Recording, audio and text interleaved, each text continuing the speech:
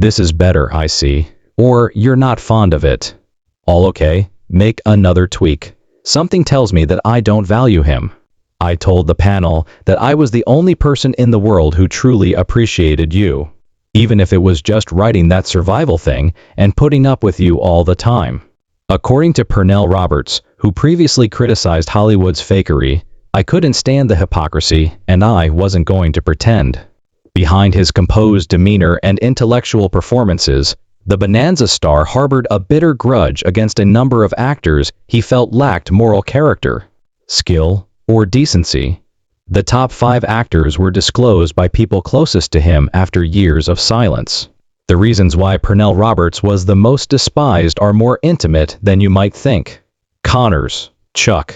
Although the Bonanza set served as the backdrop for the majority of Pernell Roberts's feuds, one of the most heated of his career's confrontations originated outside of Virginia City and included Chuck Connors, the tall star of The Rifleman. During the heyday of television westerns, both guys were legendary. But in terms of temperament, ideals, and personality, they couldn't have been more dissimilar. It didn't take long for the tension to build up when they eventually met at a charity function. And what had started out as a friendly contact turned into a sour altercation that would never be healed. In the early 1970s, the two actors received invitations to a televised charity gala that was intended to collect money for children's hospitals and commemorate the continued success of Western television. There were dozens of performers from vintage shows: Clayton Moore, Lauren Green, James Arnes, and others. Roberts, who had hardly been in public after leaving Bonanza, had been convinced to go because it was a charity event. It was supposed to be a night of harmony and friendship. Rather, one of Roberts's most notorious off-camera altercations took place there. Known for his massive 6'6" frame and tough yet endearing personality, Chuck Connors was greeted like a king or queen as soon as he entered the room. His portrayal as Lucas McCain, a widowed rancher raising his son on the frontier, won him a lot of admirers, and his commanding presence attracted attention everywhere he went. Roberts, however, saw right through the facade. Witnesses and later crew member reports indicate that Roberts became noticeably uneasy as the night wore on. Connors reportedly treated the backstage crew with obvious contempt while he posed for pictures and laughed with the producers. When a junior assistant made a small error, like misplacing a cue card or confusing a call time, Connors yelled at him in front of everyone, making him look foolish. That was the pivotal moment. Roberts couldn't remain silent after years of standing up for staff workers and denouncing patronizing conduct on set. He waited until they were out of sight backstage before going straight to Connors. What started out as a stern rebuke swiftly turned into a full-fledged argument.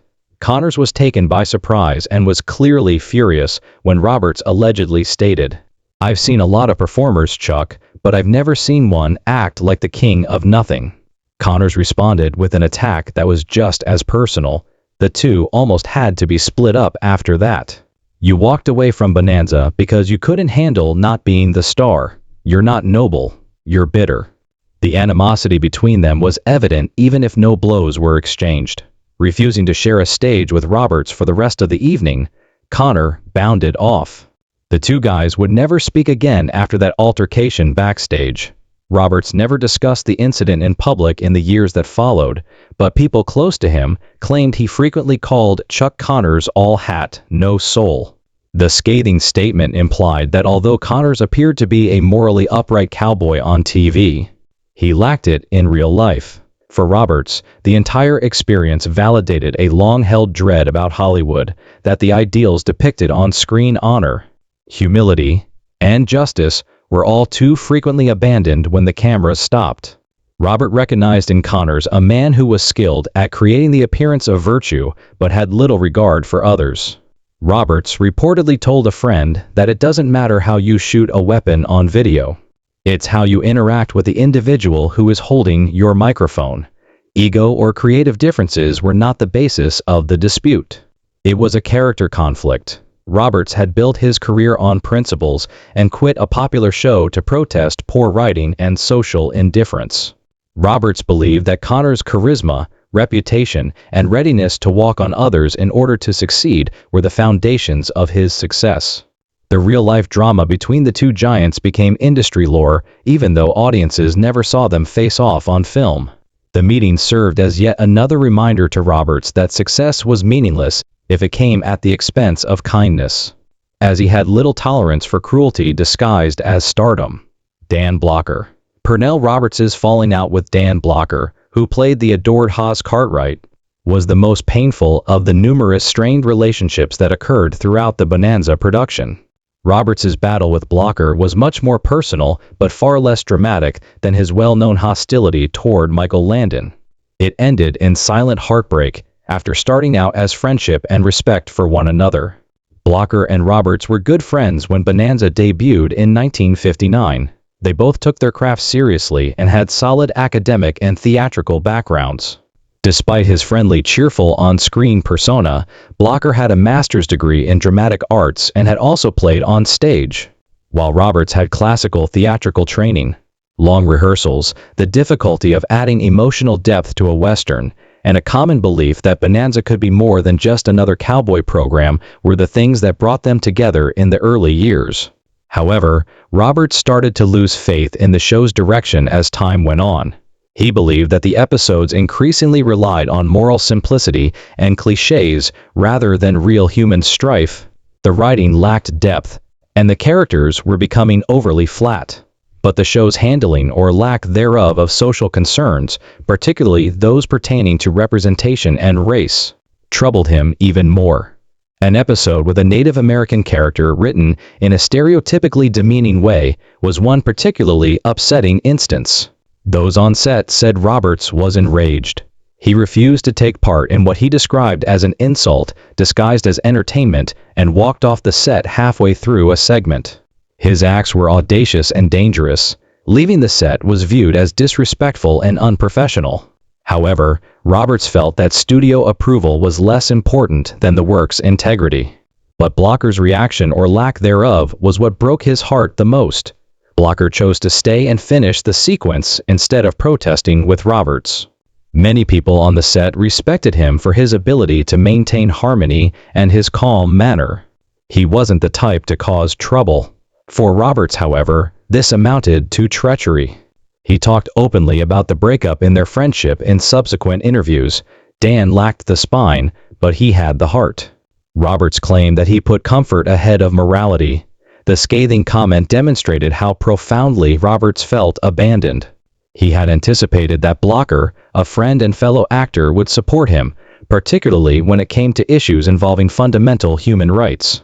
Roberts believed that keeping quiet about injustice amounted to complicity. Blocker's quiet reverberated more loudly than any argument at that precise moment. Their close relationship started to weaken. There were no heated arguments on set or public outbursts. There was something colder instead: distance. Although they continued to share sequences, their off-camera talks waned. There was an unsettling quiet where there had been lengthy conversations in between takes. There were courteous nods and little else where there had been laughter.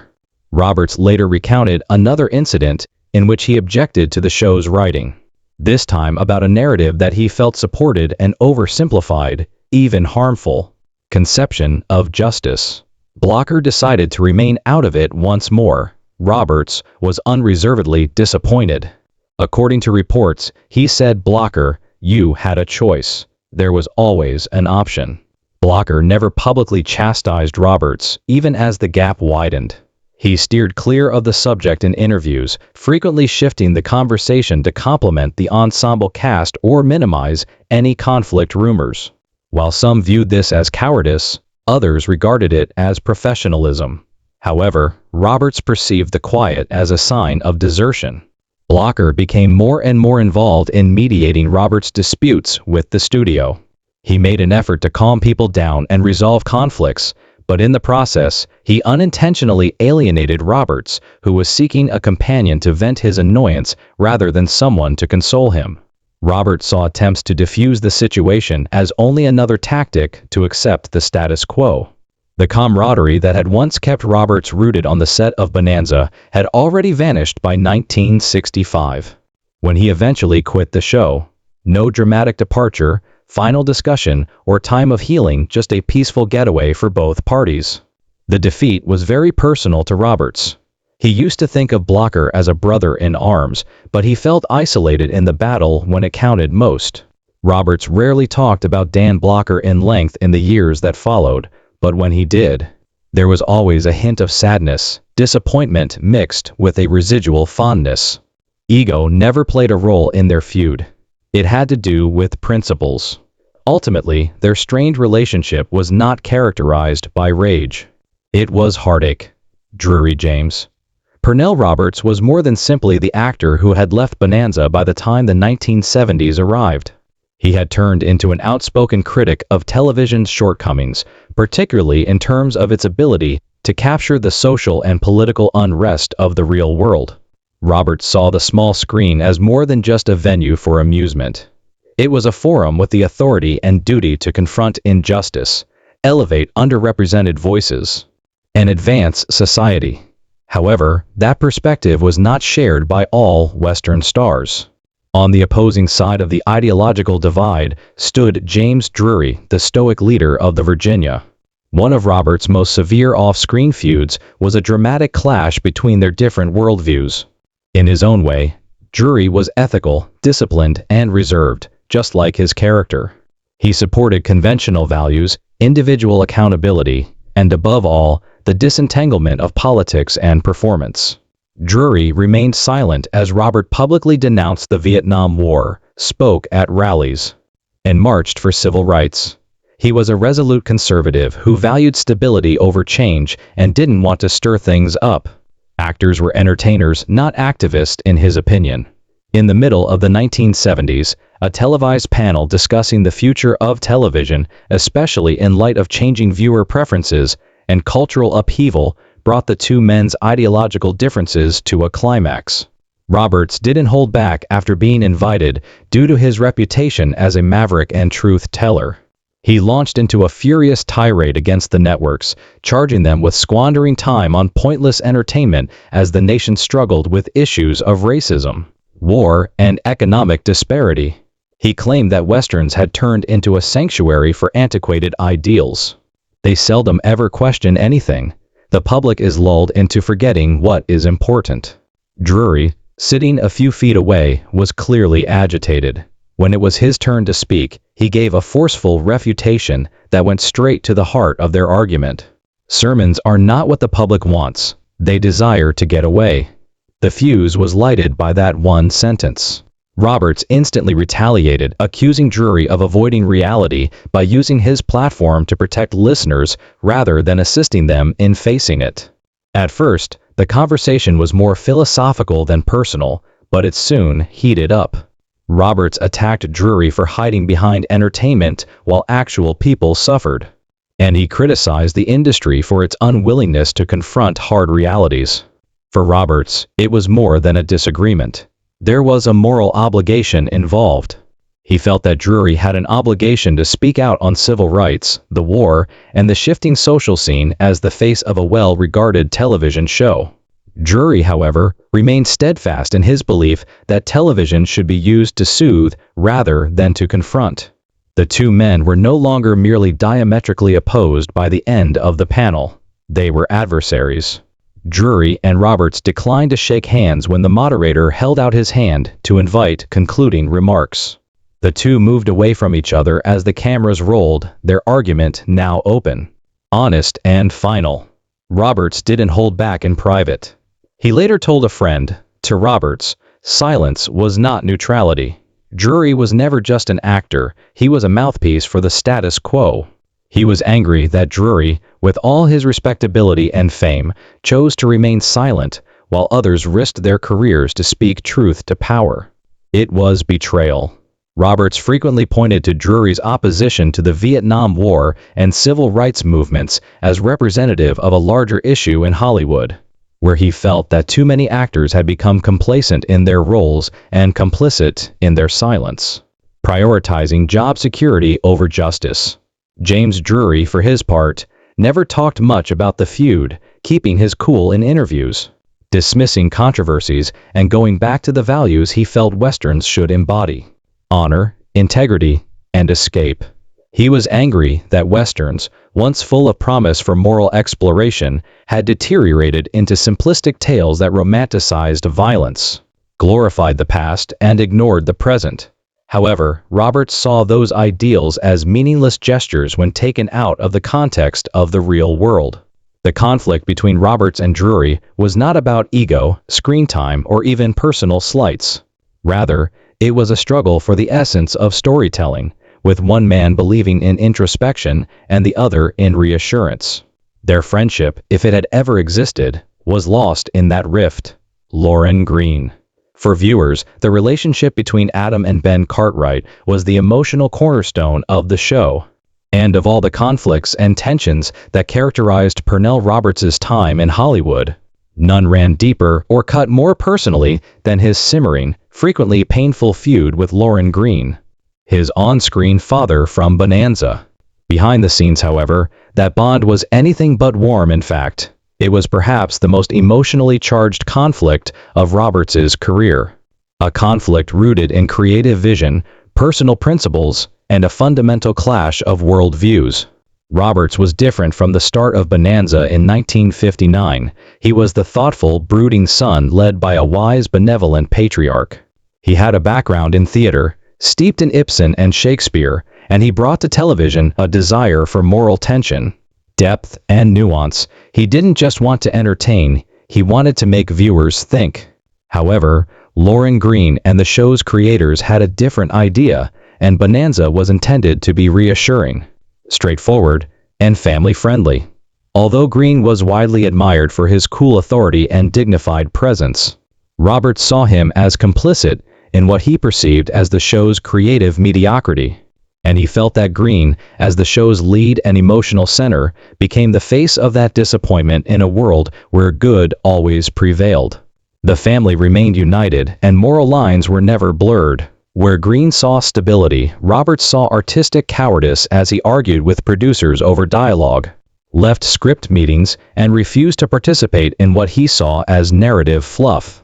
While Green courted executives, negotiated contracts, and kept the show's pristine image, Roberts reportedly resented the way actors like Michael Landon and Dan Blocker deferred to Green, treating him not just as a father figure on screen, but as a real-life authority figure.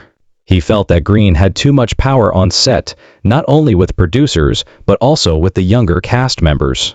Green, in Roberts' opinion, embraced everything that was wrong with the industry: safety over risk, approval over impact. As the show gained popularity, Roberts became increasingly disillusioned, seeing what the public saw as a close-knit cast as a machine that produced feel-good stories with little soul. He wanted to explore racial issues, class divides, and ethical gray areas, and he once said bitterly, "They followed me like disciples, even when the script made no sense." He felt, however, that Green and the showrunners were too comfortable maintaining order, and that ideological divide only deepened over the seasons, eventually turning personal. And Roberts started to suspect that Green saw him as a threat not because of ego, but because he questioned everything that Green had come to stand for, including harmony, obedience, and faith in the system. To a diplomat like Green, who had perfected the art of cooperation, Roberts was a wild card. Their conflict never boiled over into a physical confrontation or shouting match. Instead, it was a cold war. Unlike his co-stars, Roberts refused to play the game, refused to smile in scenes unless it felt earned, and questioned why his character was saying what he was saying, even if it slowed production. They maintained their professionalism during scenes and during table reads, but the camaraderie that viewers had imagined never materialized. Roberts once compared the emotional burden of continuing to be on the show to a slow suffocation. In 1965, after just 6 seasons, Roberts left a highly acclaimed program, national recognition, and an incredible salary. When asked why he left, he gave the now iconic response, "I didn't want to spend the rest of my life pulling my hat off and saying, 'Yes, P.'" It was a scathing indictment of Green's character and the vacuous rituals of Bonanza's scripted morality. He didn't hold a press conference or make a dramatic public statement. Green was the diplomat, as always, and never publicly criticized Roberts after his departure. But the silence said volumes. Roberts, for his part, never fully forgave Green, not for anything personal, but for what he stood for. That one line encapsulated the essence of their conflict. Green wanted order, and Roberts wanted truth. Lorne Greene was America's favorite TV dad, a symbol of strength, stability, and wisdom to the world. But to Pernell Roberts, he was the gatekeeper of mediocrity. In Greene, Roberts saw the smiling face of Hollywood conformity, the type of performer who upheld rather than challenged the status quo. A failed alliance between two men who once played family but never found common ground. Michael Landon, M. When Bonanza first aired in 1959, it immediately became one of America's most cherished television westerns. Their feud was quieter, deeper, and ultimately far more tragic. It wasn't loud or worthy of a tabloid. Its ensemble cast, which featured the spirited Michael Landon as the youngest brother, Little Joe, and the brooding Pernell Roberts as the eldest son, Adam Cartwright, was largely responsible for its success. At first look, the chemistry between the two seemed to be quite easy. Two powerful personalities in very different roles. Although Landon was younger and less classically trained than Roberts, he had a magnetic charm that audiences loved. And the two kept a professional distance at first. But as the seasons went on, tension behind the scenes began to simmer and eventually boiled over into a quiet feud that never really resolved. However, that popularity came at a price, at least from Roberts's point of view, as Landon's star power grew along with his authority behind the scenes, and by the mid-1960s, he was more than just an actor. He quickly became the face of Bonanza for many fans, attracting attention with his good looks, lively performances, and emotional storylines. In addition, he was writing and directing episodes, which was unusual for a network show star at the time. While many members of the cast, crew, and media praised Landon's work ethic and drive, Roberts had a different perspective because, according to people close to the production, he began to suspect that Landon was using his newfound authority to rewrite scripts in a way that favored his own character, Little Joe, at the expense of others, especially Roberts's own character, Adam. The tension eventually reached a breaking point when Roberts allegedly confronted Landon with a scathing accusation on set. For Roberts, this was not merely show business politics, it was an act of betrayal.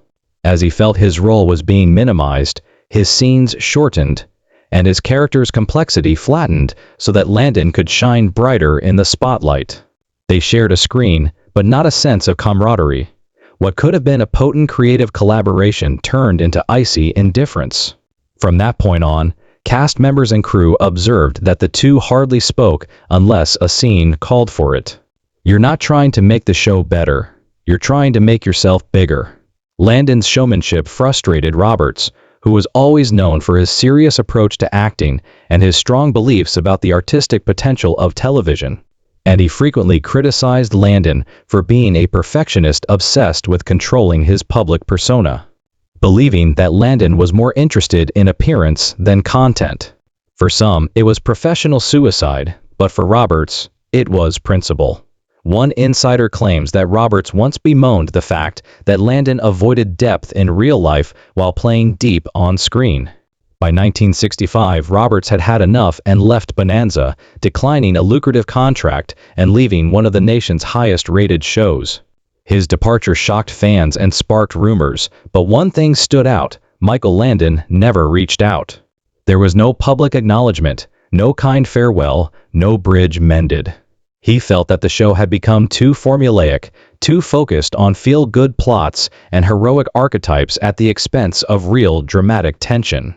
The quiet was deafening. Years later, Landon produced and starred in another huge television smash, Little House on the Prairie. But Roberts was unimpressed and reportedly told him in private that his new project was more of the same. Roberts saw it as a continuation of the same sanitized, self-serving television formula that had turned him off of Bonanza. He's still playing cowboy, still playing saint. Landon, with his golden boy image and homegrown values, became a symbol of American television nostalgia.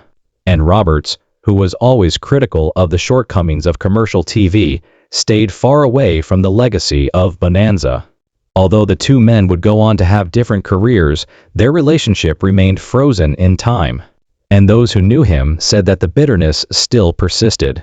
Please share your thoughts regarding the names that Pernell Roberts despises in the comments box below. We hope this video was helpful, and if so, please remember to like, share, and subscribe to the channel. Thank you for watching, and we hope to see you in our upcoming films.